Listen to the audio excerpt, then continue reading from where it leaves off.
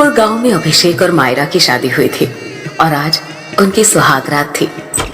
कमरे में अभिषेक थोड़ा रिलैक्स ही कर रहा था कि तभी मायरा ने उसे पीछे से गले लगाते हुए कहा, आज इतनी खास रात है और तुम क्या ऐसे ठंडे पड़े हो? मुझसे अब और इंतजार नहीं होता। मायरा की बात पर अभिषेक ने उसे पहले तो हैरानी से देखा और फिर कहा, तुम तो बहुत ज्यादा एक्साइटेड। अभिषेक आगे कुछ बोल पाता इससे पहले ही मायरा ने अपने होंठ अभिषेक के होठों पर रख दिए। मायरा की इस बेबाकी पर अभिषेक को पहले तो बहुत अजीब लगा और उसने मायरा से अलग होकर थोड़ी हैरानी से कहा, जो लड़की इतनी शर्मीली थी मुझे पता नहीं था कि अपने सुहागरात के मौके पर वो इतनी बेकाबू और बेसब्र हो जाएगी। तुम मायरा ही हो ना? अभिषेक की बात पर मायरा ने काफी गंभीर आवाज में कहा, नहीं, मैं खूनी वधू हूँ जो मर्दों के साथ सुहागरात मनाकर बाद में उन्हें मार देती है। ये सुनते ही अभिषेक चौंक पड़ा। वो कुछ कहता इससे पहले ही मायरा ने हंसते हुए कहा, यार मैं तुम्हारी बीवी हूँ मायरा। इस बात पर अभिषेक ने मायरा से थोड़ा दूर हटकर कहा, तुमने भी किसका नाम ले लिया? इस तरह रात को उसका नाम नहीं लेना चाहिए, पता है ना? ये सब छोड़ो और मुझ पर ध्यान दो। कहते हुए मायरा ने अभिषेक को अपने करीब खींच लिया और उसे चूमने लगी। मायरा के होठों को अपने चेहरे पर महसूस कर अभिषेक भी अब मदहोश होने लगा था। अभिषेक का साथ पाकर मायरा के चेहरे पर एक गहरी मुस्कान आ गई और बस कुछ पलों के लिए उसकी आंखों का रंग बदलकर खून सा लाल हो गया। तभी अचानक ही उसकी आंखें चमकने लगी, लेकिन अभिषेक मायरा की बदलती आंखों का रंग देख पाता उससे पहले ही उसके फोन पर रिंग हुई और अभिषेक फोन पर बातें करने लग गया। मगर वहीं पीछे खड़ी मायरा बेताब हो रही थी। अभिषेक ने जैसे ही फोन रखा, मायरा उससे जाकर लिपट गई। ये मायरा को आज क्या हो गया? आज से पहले इसका ऐसा रूप नहीं देखा था। ये मेरी मायरा ही है ना? मायरा के बदले हुए रूप को देख अभिषेक ने मन ही मन कहा। इतने में मायरा अभिषेक को खींचकर बिस्तर तक ले गई और अभिषेक के बदन से उसके कपड़े उतारने लगी। बिस्तर पर जाते ही अचानक से कमरे में रात की रानी की तेज खुशबू फैलने लगी जो मायरा के शरीर से ही आ रही थी। अभिषेक ने मायरा को चूमते हुए कहा, क्या खुशबू है तुम्हारी मायरा, मैं तो पागल हो रहा हूँ इस रात की रानी की खुशबू से। मायरा उसे अपने आगोश में भरती हुई बोली, रात की रानी हूं मैं और आज रात सिर्फ तुम्हारी रानी ही बनूंगी। अभिषेक ने मदहोशी से कहा, सिर्फ आज नहीं, तुम हमेशा के लिए मेरी रानी बन चुके हो। अभिषेक मायरा को अभी चूम ही रहा था कि तभी अचानक से मायरा की आंखें फिर से चमकी, जैसे कि उसकी आंखों में कोई बल्ब जला हो। मायरा की आंखों के इस अजीब से ग्लो को देखकर अभिषेक एकदम से रुक गया। क्या हुआ अभिषेक, रुक क्यों गए? मायरा ने एक अदा के साथ अभिषेक के चेहरे पर प्यार से हाथ फेरते हुए कहा, मायरा तुम ठीक तो हो? अभी तुम्हारी आंखों में कुछ हुआ था। अभिषेक की बात सुन मायरा ने मुस्कुराते हुए कहा, नहीं, कुछ भी तो नहीं, देखो मेरी आंखें तो बिल्कुल ठीक है। लेकिन अभिषेक मानने को तैयार नहीं था। उसने बिस्तर से उठते हुए कहा, नहीं मायरा, मैंने देखा तुम्हारी आंखें ग्लो कर रही थी। क्या हुआ तुम्हें? अभिषेक की आवाज एक अनजाने भय से कांप रही थी, लेकिन तभी मायरा ने अपने कोमल हाथों को अभिषेक के चेहरे पर फेरा और अभिषेक मानो सब कुछ भूल गया हो। और फिर अभिषेक धीरे धीरे मायरा के कपड़े उसके जिस्म से अलग करने लगा। इसके बाद तो जैसे कमरे में एक तूफान सा ही आ गया, जिस तूफान में अभिषेक बहकता ही चला गया। थोड़ी देर बाद जब वो थक गया तो वो मायरा से अलग हुआ और उसने कहा, मायरा, आज तो तुमने मुझे बहुत ज्यादा एक्साइटेड कर दिया था। इससे पहले भी हमने कई बार साथ वक्त बिताया है, मगर तुम बहुत अलग लगी यार, सच कहूं तो मजा आ गया, अभिषेक ने हाँफते हुए कहा। ये सुनकर मायरा के होठों पर अजब सी मुस्कान तैर गई। उसने शरारत से कहा, तो फिर से आ जाओ ना, रुको थोड़ी सांस तो लेने दो, मैं बस 2 मिनट में आया। कहाँ? इस वक्त बीच में कहाँ जा रहे हो? मायरा ने पूछा। आता हूं, फिर मैं तुम्हारे अरमान पूरे करूंगा। ये कहकर अभिषेक अपने कमरे की बालकनी की तरफ चला गया। उसके जाते ही मायरा के चेहरे पर एक कातिलाना मुस्कुराहट आ गई। उसे देख लग ही नहीं रहा था कि वो जरा भी थकी है, बल्कि उसकी प्यास अभी तक बुझी ही नहीं थी।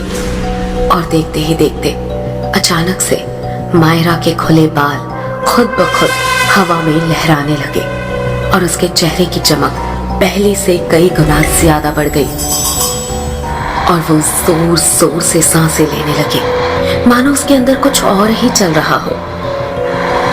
जहां कमरे में बैठी मायरा के रंग रूप अलग ही तेवर दिखा रहे थे, वहीं इन सब से अनजान अभिषेक अपने कमरे की बालकनी में खड़े होकर अपनी जेब से सिगरेट निकालता है और उसे जलाने के लिए लाइटर जलाता है। अभिषेक इस वक्त अपने 1 मंजिले मकान की बालकनी में खड़ा था और नीचे गार्डन एरिया में लाइट जलने की वजह से उसे सब कुछ साफ साफ दिख रहा था। जैसे उसने सिगरेट का एक कश लिया, उसकी नजर नीचे गार्डन में गई और वहां देखते ही उसका गला डर से सूख गया।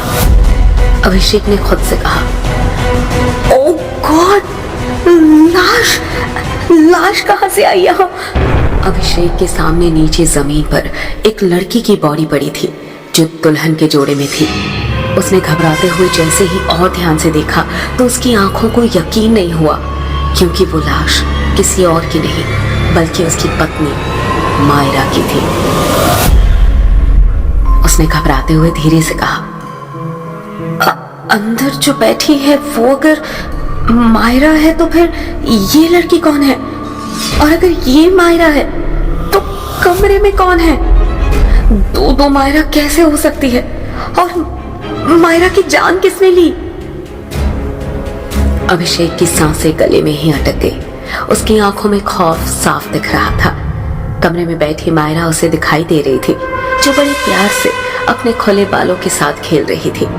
उसे देखकर अभिषेक को अपने हाथ पैर ठंडे होते हुए मालूम पड़े। वो घबराया हुआ धीरे से कमरे में आया और वहां बैठी मायरा से पूछा, कौन हो तुम? क्या तुमने मारा है मेरी मायरा को? ओ माय गॉड, मतलब गांव वाले जिस खूनी वधू के बारे में बात कर रहे थे वो सच है? क्या तुम खूनी वधू हो? अभिषेक के सवाल के बदले में मायरा की एक ठहाकेदार हंसी वहां गूंजी। अभिषेक के कदम वहीं जम गए और तभी मायरा के शरीर की रंगत बदलने लगी। देखते ही देखते उसका चेहरा बदल गया। अभिषेक के सामने अब उसकी मायरा नहीं थी, बल्कि एक बेहद खूबसूरत लड़की थी, जिसकी खूबसूरती देखकर वो हक्का बक्का रह गया। उसका लहंगा रुई के नरम फाँव जैसे उसके गोरे बदन को छुपाने की नाकाम कोशिशें कर रहा था। उसके शरीर की आकर्षक बनावट और उसके लाल पतले होंठ और काजल से सनी बड़ी बड़ी आंखें अभिषेक को अपनी ओर खींच रहे थे। उस लड़की के बदन की कसावट और उसके काले घुंघराले बाल ऐसे थे कि कोई भी मर्द खुद को उस पे न्यौछावर करने को तैयार हो जाए। अभिषेक भी उसकी खूबसूरती में मदहोश होकर पल भर को सब कुछ भूल चुका था। तभी उस लड़की ने मुस्कुराते हुए कहा, आओ अभिषेक, अभी तो हमारी सुहागरात बाकी है। ऐसा कहते हुए उस लड़की की आंखें एकदम से चमकने लगी और उन आंखों में देखता हुआ अभिषेक मानो उससे सम्मोहित हो गया हो और वो एकटक उस लड़की की आंखों में देखने लगा। तभी वो लड़की आगे बढ़ी और अभिषेक के पूरे बदन को चूमने लगी और अभिषेक भी उसके होठों के जादू में पूरी तरह से खो गया। अगले ही पल अभिषेक के दिमाग से सब कुछ निकल गया। इस बार उसे फिर से उस लड़की के साथ कुछ अलग ही किस्म की खुशी महसूस हो रही थी। दोनों अब अपनी चरम सीमा पर पहुंच चुके थे। वो लड़की अभिषेक के ऊपर थी और वो अभिषेक के पूरे बदन को अपने होठों से चूमे जा रही थी। कुछ देर बाद अभिषेक बुरी तरह से थक गया। अभिषेक पसीने से भीग चुका था। अभिषेक को ऐसे देख उस लड़की के चेहरे पर एक रहस्यमयी मुस्कान उभर आई और उसने फिर से अभिषेक को अपनी ओर खींचा और उसके होठों पर एक बार फिर से किस किया। पर इस बार अभिषेक को अपनी सांसें अटकती हुई महसूस हो रही थी। उसे अपना पूरा बदन अकड़ता हुआ लग रहा था और अगले ही पल अभिषेक का पूरा शरीर ऐसे सफेद हुआ जैसे शरीर से खून की एक एक बूंद चूस ली गई हो। एक आखिरी बार अभिषेक के गले से तेज चीख निकली। उसकी चीख सुनते ही वीर सिंह, हवेली का मैनेजर और गार्ड दौड़कर अभिषेक के कमरे में आए। मैनेजर ने भय से आंखें बड़ी करते हुए कहा, अरे ये अभिषेक बाबू के साथ क्या हो गया? जल्दी से किसी डॉक्टर को बुलाओ कोई। लेकिन जमीन पर पड़ा अभिषेक अपनी आखिरी सांसें ले चुका था। वीर सिंह ने अभिषेक की लाश को देखकर कहा, इसे खूनी वधू ने मारा है। जल्दी से सब उस भूतनी की तस्वीर निकालो और घर के बाहर जलाओ। जल्दी करो, नहीं तो वो और भी लोगों को मार देगी। उस वक्त रात के 12 बज रहे थे और पूरे गांव में आग की तरह ये बात फैल गई कि हवेली में खूनी वधू ने अभिषेक और उसकी पत्नी मायरा को मार दिया है। पूरे गांव के औरत मर्द अपने घरों से कैरोसिन तेल निकाल कर ले आए और वीर सिंह सहित सभी हवेली के सामने जमा हो गए। वीर सिंह ने घबराते हुए कहा, एक साथ 2-4 तस्वीरें जला दो, अगर आसपास होगी तो भाग जाएगी। वीर सिंह के कहते ही सभी ने एक साथ तस्वीर को आग के हवाले कर दिया। तस्वीरों में आग लगते ही किसी औरत की तेज चीख की आवाज आई और साथ ही मन कपा देने वाली रोने की आवाज। अगले ही पल तेज हवा से मौसम बदलने लगा तो सभी घबराकर एक दूसरे की शक्लें देखने लगे। वीर सिंह ने जोर से कहा, घबराने की बात नहीं है, ये उसी भूतनी की चीख है। तस्वीरों के जलने से उसको भी कुछ हुआ है और इसलिए वो यहाँ से भाग गई है। सभी को परेशान होते देख वीर सिंह ने कहा, आज से इस गांव में शादी के लगन में कोई शादी नहीं होगी और अगर किसी ने इसके खिलाफ जाकर शादी करने की कोशिश की तो उसे गांव से बाहर कर दिया जाएगा। पूरे गांव के लोगों ने एक साथ कहा, हाँ, ऐसा ही होगा। हाँ, ऐसा ही होगा। हाँ, ऐसा ही होगा। खूनी वधू की इस घटना के 10 दिन बाद फूलपुर गांव के स्टेशन पर शाम के 6 बजे एक ट्रेन आकर रुकती है। ट्रेन में सोई चेतन की अचानक से नींद खुली। चेतन एक 26 साल का हैंडसम लड़का है जो मुंबई से फूलपुर गांव एक डॉक्यूमेंट्री फिल्म बनाने के लिए आया है। नींद से जागा हुआ चेतन उठा और बाहर झांक कर देखा तो उसे महसूस हुआ कि पूरी ट्रेन में शायद वो अकेला ही है। यहाँ तक कि पूरा स्टेशन भी खाली था। उसने अपना बैग लिया और ट्रेन से उतर गया। स्टेशन पर हल्की मध्यम सी रोशनी में उसे दूर बेंच पर बैठी एक लड़की दिखाई दी तो वो उसकी तरफ बढ़ गया। लड़की ने एक लाल रंग की साड़ी पहन रखी थी और उसके लंबे खुले बाल कमर तक आ रहे थे और आंखों में गहरा काजल लगा हुआ था। उस लड़की के शरीर से आती खुशबू चेतन को पागल कर रही थी। उसने खुद से कहा, आज तक मैंने इतनी खूबसूरत लड़की नहीं देखी थी। चेतन अभी उसे देखकर खोया ही हुआ था कि उस लड़की की प्यारी सी आवाज आई, चेतन। एक अनजान लड़की के मुंह से अपना नाम सुनकर चेतन ने चौंकते हुए कहा, आपको मेरा नाम कैसे मालूम? लड़की ने शरारत से मुस्कुराते हुए कहा, आपके आई कार्ड पर लिखा है। चेतन ने गौर किया। उसने अपने हाथ में अपना आईडी पकड़ा हुआ था, लेकिन इतनी कम रोशनी में इसने मेरा नाम कैसे पढ़ लिया? वो सोच ही रहा था कि लड़की ने फिर कहा, आप किसे ढूंढ रहे हैं? चेतन ने जवाब दिया, मैं तो अभी आया हूँ, लेकिन शायद आपको मदद की जरूरत है। इस वक्त अकेली आप स्टेशन पर क्या कर रही हैं? कहीं छोड़ दूं मैं आपको? लड़की ने मुस्कुराकर कहा, नहीं नहीं, मुझे जहां जाना है मैं वहां चली जाऊंगी, आप मेरी फिक्र ना करें। चेतन को उसकी बात पर हैरानी हुई। कैसे चली जाओगी? यहाँ कोई भी नहीं है, कहीं किसी मुसीबत में ना पड़ जाओ तुम। मैंने कहा ना मैं छोड़ देता हूँ। जवाब में वो लड़की हंस पड़ी और कहा, मुसीबत? और मेरे लिए? वैसे तुम्हारे आने से इस गांव के लोगों की मुसीबत जरूर दूर हो जाएगी। चेतन को उसकी बात समझ में नहीं आई तो उसने कहा, मैं कुछ समझा नहीं, मेरे आने से कौन सी मुसीबत दूर होगी? मैं तो यहाँ बस एक डॉक्यूमेंट्री फिल्म बनाने आया हूँ। लड़की ने जवाब दिया, वो समय आने पर पता चल जाएगा तुम्हें। उसकी बात पर चेतन ने बेपरवाही से अपने कंधे ऊपर किए और वहां से चला गया। उसके जाते ही उस लड़की के होंठों पर एक रहस्यमयी मुस्कान उभर आई। इन सब से बेखबर चेतन प्लेटफॉर्म के बाहर आया तो उसे दूर दूर तक एक कुत्ता भी नजर नहीं आ रहा था। सन्नाटा इतना गहरा कि उसे अपनी सांसें भी सुनाई दे रही थी। वो कुछ देर वहीं खड़ा होकर इंतजार करने लगा। थोड़ी देर बाद चेतन को जब एक रिक्शा नजर आया तो उसकी जान में जान आई। वो दौड़कर रिक्शा वाले के पास गया और बैठते हुए कहा, चलो भाई, अजीब जगह है ये, एक परिंदा भी नजर नहीं आ रहा यहाँ तो। चेतन की बात सुन रिक्शे वाले ने कहा, भैया आपको एक सलाह दे रहे हैं, आइंदा सूरज ढलने के बाद ना कभी गांव में ऐसे मत निकलना। वो तो हम कुछ काम से आ गए थे इस तरफ, इसलिए आपको मिल गए, नहीं तो एक आदमी नहीं मिलता। और वैसे भी हमने अपने पास उस भूतनी को भगाने का कवच भी रखा है। भूतनी? कौन सी भूतनी भाई? चेतन ने हैरानी से पूछा।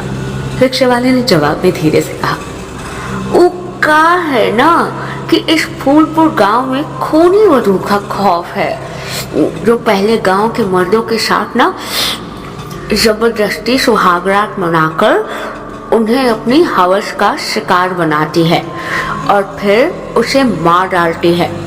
पूरा गांव इस बात को जानता है और खासकर शादी ब्याह के लगन के समय कोई शादी करे तो वो पक्का गया जान से। चेतन ने मजाक में कहा, अच्छा तो इस खूनी वधू को देखा है किसी ने? इस पर रिक्शे वाले ने जवाब दिया, वो कहा है ना भैया, देखा तो नहीं है हमने, लेकिन उसकी तस्वीर को गांव के सारे मर्द अपने साथ रखते हैं।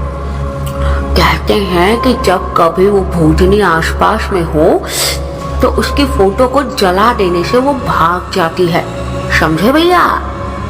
अच्छा, भूतनी की तस्वीर रखते हो तुम लोग? ऐसी कौन सी भूतनी है, जरा मुझे भी तो दिखाओ उसकी तस्वीर।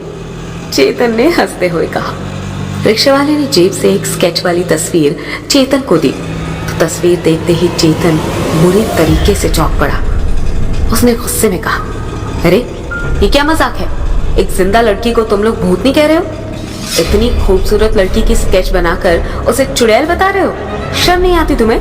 अभी स्टेशन पर मिला था मैं इससे, बातें भी की मैंने, और तुम इसे खूनी वधू कह रहे हो? चेतन की बात सुनकर रिक्शे वाले ने एक झटके में ब्रेक मारा और चेतन को घूर कर कहा, अरे भैया क्या कह रहे हैं आप इससे कैसे बात कर सकते हैं? ये तो सालों पहले मर चुकी है और ये भूतनी जिसको भी दिखती है वो जिंदा नहीं बचता। रिक्शे वाले की बात पर चेतन पूरी तरह से हिल गया और खुद से कहा, तो क्या वो वाकई में खूनी वधू थी, एक भूतनी? अगर ऐसा ही है तो उस चुड़ैल ने मेरी जान क्यों नहीं ली? ये रिक्शा वाला ना पक्का पागल है, कुछ भी बकवास किए जा रहा है। चेतन को उसकी सोच में डूबा रिक्शे वाले ने कहा, भैया जी जाना कहाँ है आपको, किससे मिलने आए हो यहाँ पर? चेतन ने अपने फोन पर देखते हुए कहा, काल भैरव मंदिर जाना है। चेतन के मुंह से काल भैरव मंदिर का नाम सुनते ही रिक्शे वाले ने एक बार फिर ब्रेक मारा और हैरानी से कहा, भांग खाकर आए हो का भैया? पहले कहते हो कि भूतनी से बात किए और अब कह रहे हो कि काल भैरव मंदिर जाना है, वो भी रात के वक्त। इंसान ही हो ना या कोई आत्मा हो? रिक्शे वाले की इस बात पर अब चेतन को भी गुस्सा आ गया। उसने रिक्शे से उतरते हुए कहा, बहुत कर लिए तुम बकवास, तब से बिना सिर पैर की बातें किए जा रहे हो। तुम रहने दो, मैं खुद चला जाऊंगा जहाँ जाना है। चेतन ने बैग संभाला और अपने फोन का मैप ऑन करके मंदिर की ओर चल पड़ा। रिक्शे वाले के चेहरे पर परेशानी साफ नजर आ रही थी। उसने सोचते हुए कहा, इस आदमी के साथ कुछ तो गलत है, और अगर नहीं है तो अब जरूर होगा। दूसरी ओर चेतन मैप के बताए रास्ते पर चला जा रहा था। शाम के 7 बजे ही गांव में इस कदर सन्नाटा था जैसे कि रात के 1 बज रहे हो। चेतन कुछ दूर पैदल चला था कि उसे मंदिर दिखाई देने लगा। वो जैसे ही मंदिर के गेट पर पहुंचा, एक आदमी ने उसे रोकते हुए कहा, कहाँ जा रहे हो भैया इस वक्त? चेतन ने कहा, मंदिर जा रहा हूं। इस वक्त दर्शन तो नहीं करूंगा, पर अंदर ही सुबह होने का वेट कर लूंगा। आप मंदिर के पुजारी हैं? चेतन ने कहा तो उस आदमी ने अपना परिचय दिया। हमारा नाम वीर सिंह है। हम इस गांव के सबसे समझदार आदमी हैं, और समझदार होने के नाते ही तुम्हें कह रहे हैं कि रात के वक्त मंदिर में जाना मना है। चेतन पहले से ही रिक्शे वाले की बात से परेशान हो चुका था, और अब इस वीर सिंह की बात पर उसने झल्लाते हुए कहा, यहाँ सब पागल है क्या? कोई कहता है रात में भूतनी घूमती है, रात में मत निकलो। तुम कह रहे हो रात में मंदिर मत जाओ। मतलब यहाँ चल क्या रहा है? चेतन की बात पर वीर सिंह ने इधर उधर देखते हुए कहा, बात तो 100% सच है। गांव में खूनी वधू की आत्मा घूमती है। हम तो अपने घर को जा रहे थे तो तुम मिल गए हमें। और रहा सवाल मंदिर का, तो इस मंदिर में रात के वक्त जो कोई भी अंदर गया है ना, वो जिंदा बाहर नहीं आया है, इसीलिए मना कर रहे हैं। बाकी तुम लग रहे हो शहर के, तो खुद ही समझदार होंगे। जान प्यारी है तो लौट जाओ। कहीं पड़ गए ना मुसीबत में तो वीर सिंह नहीं आएगा बचाने। चलो चलते हैं हम। जरूरत होगी तो पास ही में घर है हमारा, नीले रंग का है। दरवाजे पर एक चप्पल लटकी है हमारे, चले आना। अपनी बात कहकर वीर सिंह तो वहां से चला गया, लेकिन चेतन को हड़बड़ी थी। उसने खुद से कहा, मैं नहीं रुक सकता सुबह तक। मुझे जल्द से जल्द अपनी डॉक्यूमेंट्री फिल्म शूट करके इस अजीब से गांव से वापस जाना है। और कल रुक भी गया तो भी तो फिल्म तो रात के वक्त ही शूट करनी है मुझे, इसलिए ये काम आज ही खत्म करना होगा, और सुबह की ट्रेन से मैं वापस चला जाऊंगा।